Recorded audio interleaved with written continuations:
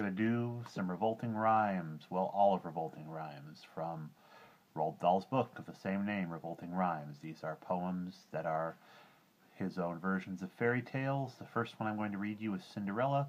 It has a very inappropriate word to call a woman in it, but I'm going to say it anyway because it's part of the rhyming scheme. So away we go with Cinderella. I guess you think you know this story. You don't. The real one's much more gory. The phony one, the one you know, was cooked up years and years ago and made to sound all soft and sappy just to keep the children happy. Mind you, they got the first bit right. The bit where in the dead of night the ugly sisters, jewels and all, departed for the palace ball, while darling little Cinderella was locked up in a slimy cellar, where rats who wanted things to eat began to nibble at her feet. She bellowed, "Help and let me out!" The magic fairy heard her shout. Appearing in a blaze of light, she said, "My dear, are you all right?" "All right?" cried Cindy. "Can't you see? I feel as rotten as can be." She beat her fists against the wall. She shouted, "Get me to the ball! There is a disco at the palace. The rest have gone, and I am jealous. I want a dress, I want a coach, and earrings, and a diamond brooch, and silver slippers, 2 of those, and lovely nylon pantyhose. Done up like that, I'll guarantee the handsome prince will fall for me," the fairy said. "Hang on a tick." She gave her wand a mighty flick, and quickly, in no time at all, Cindy was at the palace ball. It made the ugly sisters wince to see her dancing with the prince. She held him very tight and pressed herself against his manly chest. The prince himself was turned to pulp. All he could do was gasp and gulp. Then midnight struck. She shouted, "Heck!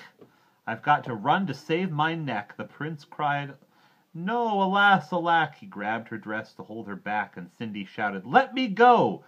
The dress was ripped from head to toe. She ran out in her underwear and lost one slipper on the stair.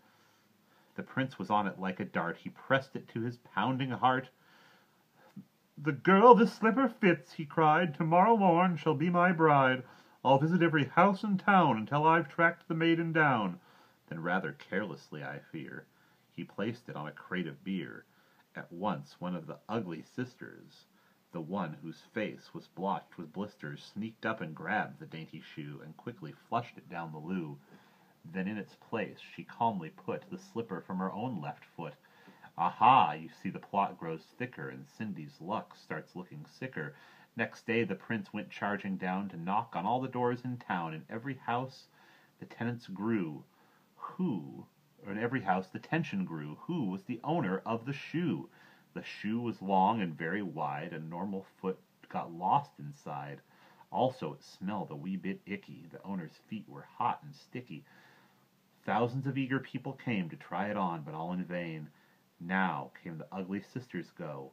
One tried it on. The prince screamed, "No!" But she screamed, "Yes, it fits! Whoopee!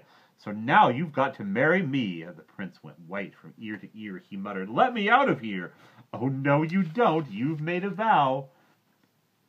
There's no way you can back out now." "Off with her head," the prince roared back. They chopped it off with one big whack. This pleased the prince. He smiled and said, "She's prettier without her head." Then came up sister number 2, who yelled, "Now I will try the shoe." "Try this instead," the prince yelled back. He swung his trusty sword, and smack! Her head went crashing to the ground. It bounced a bit and rolled around.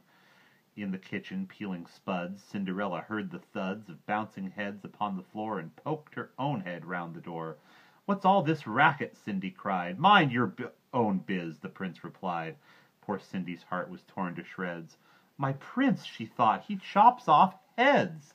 How could I marry anyone that does that sort of thing for fun?" The prince cried, "Who's this dirty slut? Off with her nut! Off with her nut!" Just then, all in a blaze of light, the magic fairy hove in sight. Her magic wand went swoosh and swish.